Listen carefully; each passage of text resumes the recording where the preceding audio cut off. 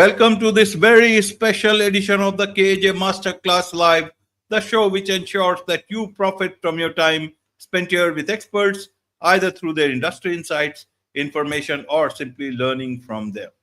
And today we have with us is Trevor Schade.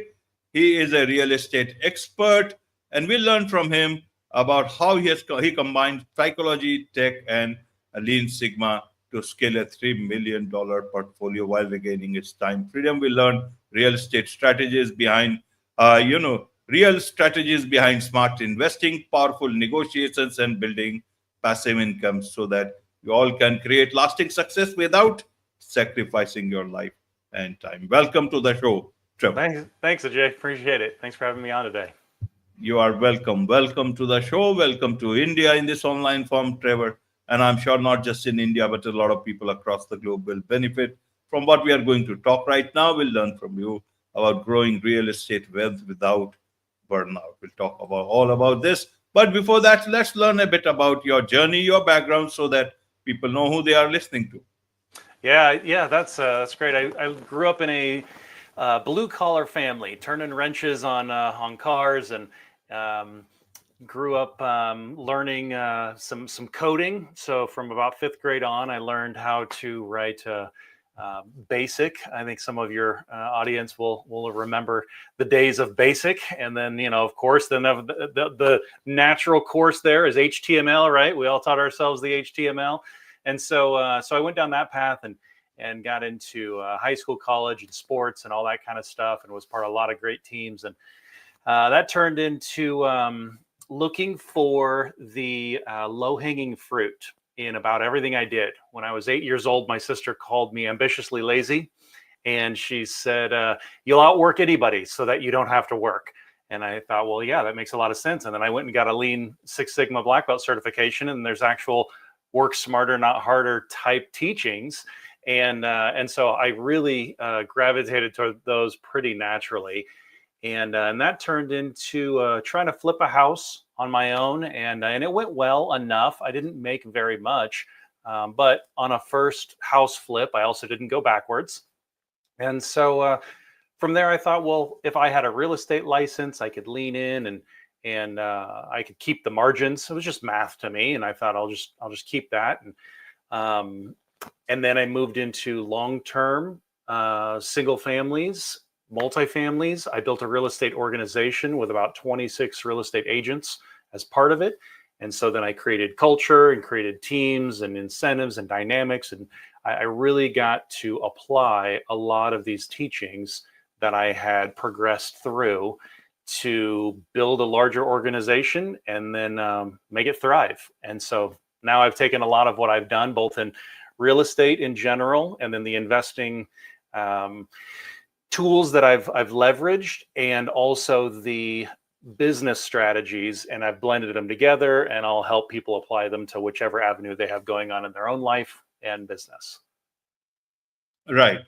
So I want to understand from you, Trevor, is that do you look at real estate as a business or some sort of a passive investment? How should others look at it? How do they decide whether they should look at it as a passive investment or some sort of a business? Yeah. I think somebody can and probably should look at it as both of them at different times.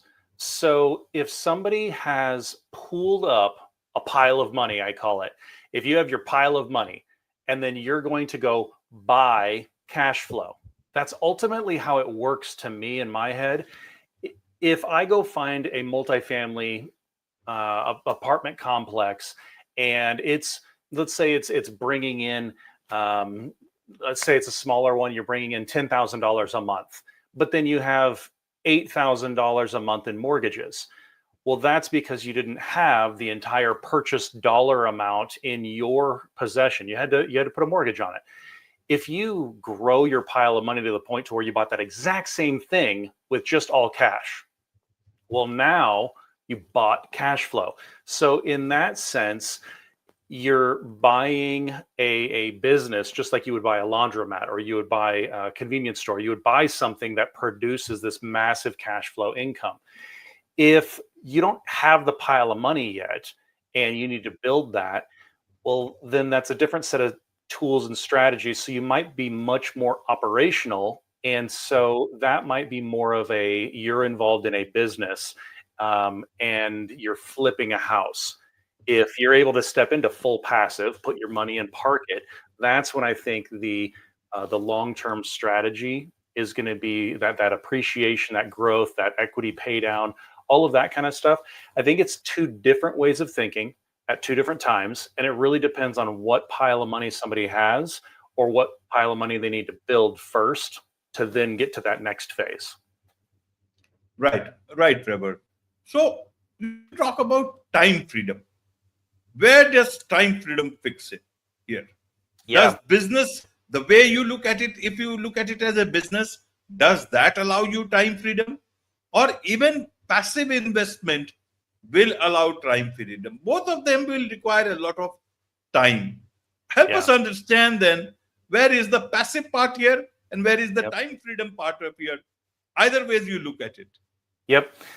Yep. From what I've seen, it's the passive freedom comes once you have built that pile of money and you know how much you need to then go put it in. And you may not buy something with cash. You now have a large enough 20% down for a massive project that does produce you a passive monthly income that you can have a lifestyle on. But I think the journey of building that pile of money flips, you can outsource, you can automate, you can get really good at this, you can have more time while doing that very involved activity. You can flip a single family house, you can buy an apartment complex or a 6 or 12 plex that needs new countertops and carpet and value add items, so then you can grow the rents, which then jumps the appraisal value, and you can make some pretty big leaps there. All of that's going to be very active, and within each of those you can have people in their right trades. One of the examples I use is mudding and drywalling. I could mud and drywall, I could install counters, I could tile a floor, I could do a lot of these things, but mudding and drywall is usually the easiest example for everybody to see. Somebody that day in and day out muds and drywalls, they do it so much faster, so much better, that paying for it makes so much more sense than taking the hours that you could be putting in your valuable skill set. You're the only one that can go identify the property. You're the one that can assess the risk. You're the one that can figure out the financing, oversee the project. That is a very valuable, high dollar making skill that you can't outsource. But somebody that's amazing at mudding and drywall, you can outsource. So it gives you your time back, puts it in the right alignment. Everybody's in their right lane. And so even when you're building that pile of money, you have the ability to be smarter about where you put your time, how much of your time to keep. And then ultimately, after you build the pile of money and you exchange enough properties and you let the equity take off, you let a tenant pay down the principal, you get that nice big equity gap. You can cash that in either on something else, that monster cash flows, or a business or anything like that. And you eventually end up being able to really capitalize on that full passive income lifestyle. Right. Then what are the challenges? What are the reasons or causes that can, lead to burnout? If it gives you so much of flexibility and there are so many options like the ones you talked about, what is it? Help us understand this part of real estate business. Yeah, definitely. I think that's a very common trend. Yeah, I would say for someone that is just getting started, get started a little careful, a little slow, not to the point of analysis paralysis. If somebody notices that they keep holding back, okay, just pull the trigger and get moving. Because even if you do your first one terribly and lose money on it, you're going to make money on the next 6. So don't get stuck in that. But start on one. My strategy when I got started, I was terrified of flipping a house, for example, and I bought a 3-bedroom, 2-bath, 2-car garage because that's the steady Eddie in Nebraska. And so I knew that even if this was a dumb move, I bought the wrong thing and I needed to bail and just ditch and run. I knew that that was the easiest thing to sell, the fastest. I could sell it in a weekend or 2 weekends, and the value holds and goes up the fastest. High demand school district. I did 25 years or newer in age of build. And I hedged my bets on that, and I didn't make, like I said, I didn't make very much profit on it, but I got started. And I think it would tell somebody when they're first getting started to do something of that scale, unless they've already got their pool of money. I'll address that in a minute. But if that's how to get started, I would say do that, and then you'll learn all of those very first. You don't know what you don't knows, and after you have those covered, in your next one, those won't be there distracting you and making you afraid anymore. Now you can move with a little bit more speed, and you'll actually be able to work on the business, meaning you'll be able to monitor your time, and you'll be able to make sure that you're not being there too much. And you will already have a plumber or two that you can call, and all the different trades. You'll start building a system and having that Rolodex. I built a Google Voice phone number that everybody texts to, and I have multiple people that are in on this group text. And then we have a separate WhatsApp channel that we do internally as a company. And that external phone number, that's so that all of us can stay on top of things. And it allowed me to not have to be the everything. And then if somebody's like, ooh, I want to answer that text, but I don't actually know the answer, they can jump over to our private in-house channel. You could use a Slack, or you could use anything you wanted, and we communicate, and then they come back and they can answer the question. It doesn't necessarily take me being the everything. And if somebody has, I told you I'd come back to, if somebody has that pool of money already, I would say for me, I really like either commercial or large scale apartment complex, multifamily complexes. I like going in on group syndication or group investments where we've got maybe 13 people that are buying a percentage of the LLC. I mean, they're basically a member of the LLC, and they own a percentage of that complex.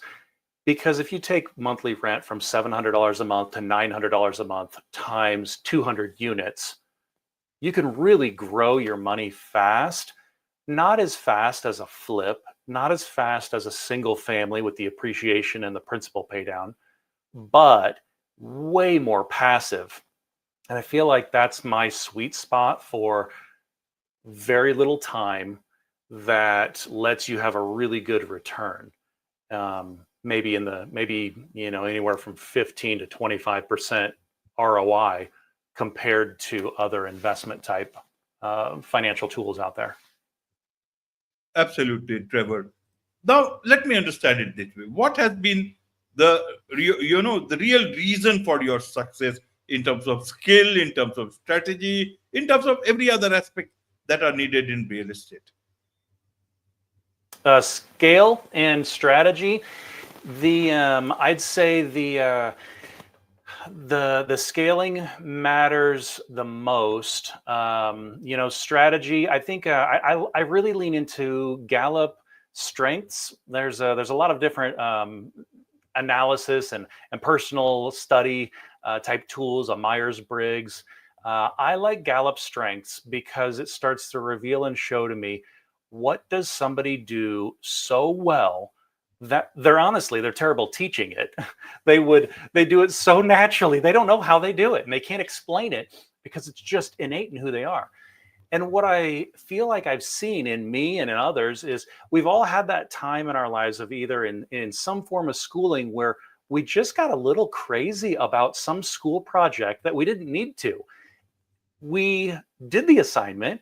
We did it as well as the teacher was telling us we needed to do, but we were now going off the charts, and we were still doing it. It was 3 a.m. and we were working on this, and we got neurotic about it.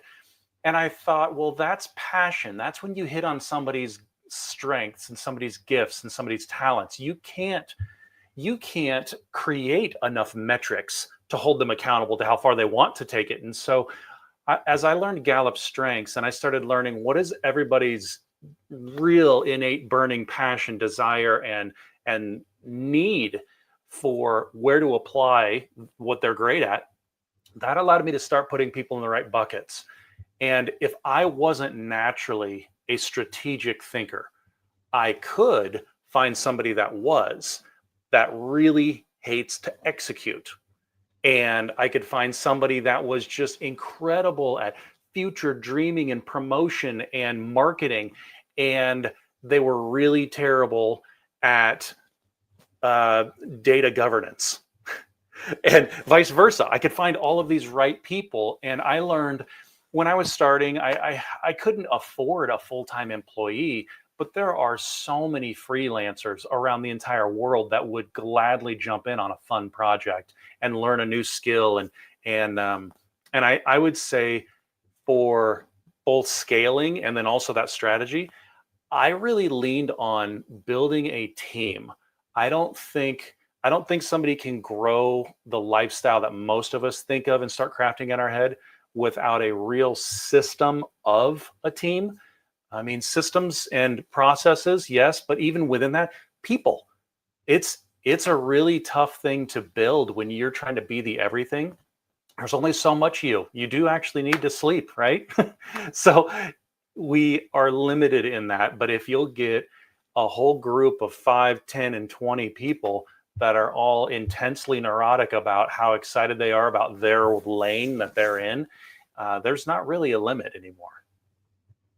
Absolutely. Absolutely. So I want to understand, you talk about data, psychology, strategy, and use of all this, especially in negotiations. Yeah. But apart from negotiations, how do you know whether, who wants Yep. what buyers want, what is the trend, what sellers want, what investors want, what everyone wants, because that will also, work out that through that only you can work out your negotiations, other strategies, and also get an idea about your, profit from a certain thing.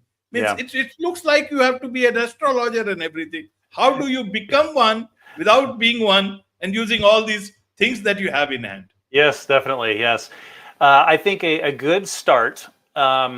It's sad, but I think it's true. I think if someone looks at the, if I ask somebody, okay, which industries should someone go work in? If you're talking to your 15-year-old self or your 10-year-old self, and you said, which industries should I go into to make really good money? What are the known industries? And we start naming off doctors and real estate, and we have this rough idea of what we really believe as, well, that group tends to make more. That is a really good tool that I have used in Lean and Six Sigma, that it actually holds a lot of truth. So in houses and in real estate, if you zoom way out and you look at what sells a lot, what sells easy, if you're just looking around, what turns all the time? What does it look like? Where is it? And if you just start looking at what moves regularly, that's usually your first answer. Some people really focus in and they get in good on a niche, and they have their niche and they create a brand. That's great. I would tell somebody starting off, especially, start with the most boring you can, because it can become your muse. 4-Hour Work Week by Tim Ferriss. In that book, he talks about building a muse so that you can build a platform so then you can build your passion. I really, really subscribe and believe to that. I really think when it comes to growing your business and growing your money, choose the most boring. A 3-bedroom home that's 25 years old in a rinse and repeat neighborhood in Nebraska with 2-car garage, and that is a very, very boring item. Most of them are tan. We don't even paint the colors on the houses. And I would tell someone, start with those. Those are the ones that you're going to make the most profit on. They turn the fastest. You'll create a system. It's steady Eddie. You have the least to learn because you're not being hit with, oh, well, this is built in 1919 and it was built with plaster. Oh, this has a totally different kind of electrical system, and the plumbing is built out of something galvanized and not your normal copper that we're used to out here. So if you just stick to the boring, that I think is the place to start. And if you don't have some of those skills that you need to find the right people, find the right team, I have individualization in my Gallup strength, so I can see that. If you don't have that, that's okay. Find somebody that does, and that's your first person to partner up with. And if you have to pay to be part of a system that will get you a team, that's worth paying for. I have to pay for the help for the items for the tasks, the items and the needs in the business system that I am not gifted at. I have to do that and pay for that. And it's worth it, because I would just be sitting and I'd have all kinds of fear and apprehension. So it's definitely worth tapping into that system. But I would say, make sure that they're also guiding you toward, here's how you find something that is boring and profitable, and start there. If you want to turn that later into your art, your brand, your passion, beautiful. I'm all for it. But I think at first, boring is better. Absolutely, absolutely, Trevor. One big thing that I want to understand for is negotiations. Some people are very good at it. Some people still try and learn it. Yep. What is the thing that you have at the back of your mind when you negotiate about? Is it about the price that you want to talk only about? You want to bring down the price or up as per whichever side you are on? Yeah. Secondly, is it the value? What is it that you keep, or you just think it is information gathering? Because there must be one thing in the back of your mind whenever you are talking about any good thing that you have come across. Definitely. Now, take everything that you just said and let's zoom out. All of it. The whole point and purpose of it is time. That's the piece that's in my head. So if I get something bought at a nice low price, great. I'm able to make a big profit and I'm able to move toward my retirement faster. It's time. If I get something bought that I didn't get bought at a very good price, but it's easy and it's quick and it doesn't involve me any, and I get to flip the thing in 1 month, it's time. It's back to a month. Everything that I measure, it is truly back to time. That is what I measure. How much of my time is going to be involved? How much of my time in a calendar am I going to have this? While I have it, how much is it going to need from me? That's what I'm really measuring. I overpay for properties often because they're going to be easy, they're going to be profitable, and they're going to appreciate like crazy. I have no problem overpaying for something. I don't get distracted by that teaching of the lowest price wins. And especially with contractors. With contractors, just put yourself in their shoes. Change the narrative a little bit. If you're a contractor and somebody comes to you and always offers you a tiny payment and a short deadline, when they call, do you answer their phone, or do you answer the phone? Do you stop what you're doing? Right? And you don't. You just go, let it go to voicemail, let them send me a text or WhatsApp, and like, well, I'll get back to them later, right? But if this is the person that goes, hey, I need you, and your work is unreal, I can't find anybody like you. Thank you for showing up all the time. I trust you on price. Please don't overcharge me. Like you always cover, and you got my back, I got yours. Let's do this. You got somebody that calls and you're in the middle of a job. You just might shut the water off on the job and take that call real quick, because tomorrow you don't want to be working on this job again. You want to go do that one because they treat you so well. And I would say you get what you pay for when it comes to contractors. Now you do have to do some filtering and vetting, because if somebody's given a little too much latitude and they realize that they can have a little bit of greed seep in accidentally, contrary to their own nature. Any of us get tempted too much, it's a bad thing. So probably, monitor a little bit still. Even do a couple bids, but tend to go with your same person. But that's what I'm always measuring too. And in negotiations, If I'm selling something, I mean, if I'm on the selling side of an item and somebody gives me an offer and I look at it, I'm like, can I get more? Maybe, but how long is it going to take me to get more? Time. If I'm on the buying side, can I get this bought for less? Yeah, but is somebody else going to swoop in and snag it? And then how long is it going to take me to find one that'll make me half as much? It's the time. That's all I'm measuring to, all of the time in negotiations. And I'll give an extra nugget to everybody. I teach a course on negotiation specifically. First lesson, I would say, everything that you're going to say, especially when there's conflict and tension, change the words so that it's a question, not a sentence. Even if you have to reprimand somebody, you were late today. Were you late today? Everything about switching it to a question is a nice little twist. So in negotiations of any time, if you're getting a job interview, if you're hiring somebody, if you're negotiating a salary, if you're negotiating a flip, a long-term purchase, a sale, anything, the more questions that you can get in there rather than statements, usually the better it turns out for you. How does it help? Can you give me some any example here, Trevor? Sure. Yeah. If let's put somebody in a job interview. Let's say I'm interviewing for a job and somebody says to me that this is the salary. The salary is $50,000 a year. And I go, well, okay, thank you. I appreciate it. I do need $60,000. Now they have to volley back and forth. And if I go, I understand, that sounds good. Is there any way we could get that to 60? It's just subtle. All I did is say, is there any way? I put us on the same team and I asked a question, and now they're solutioning with me. Their nature is to solve the solution and solve the question. With a contractor, the earliest we could get out there is this date, and this is the price. And I would love to hire you. Is there any way that you would be able to move things around or get out there a day earlier?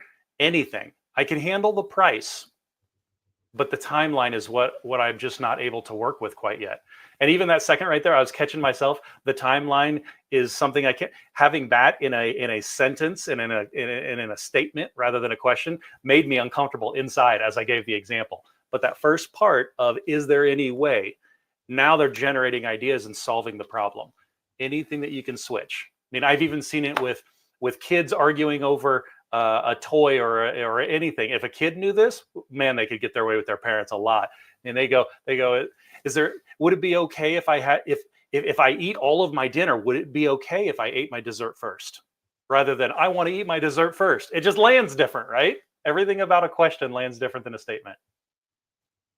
Wonderful. There is much to learn from you about all these things, Trevor. And I'm sure a lot of people from the real estate or even passive investors would want to connect with you, learn more about you, from you, and also do perhaps a lot of business with you. What is the best way for them to do so? Yeah, I've got my website there, trevorschade.com, and I've got all my contact info, downloadable virtual card, and you can send me an email. You can connect to me on all the socials are there, or my cell phone's even on there. You can call me direct or send me a text or WhatsApp. All of it's just fine. Wonderful. With this, it's a wrap on this very special edition of the KJ Masterclass Live. Thank you so much indeed for joining us. Thanks, Ajay.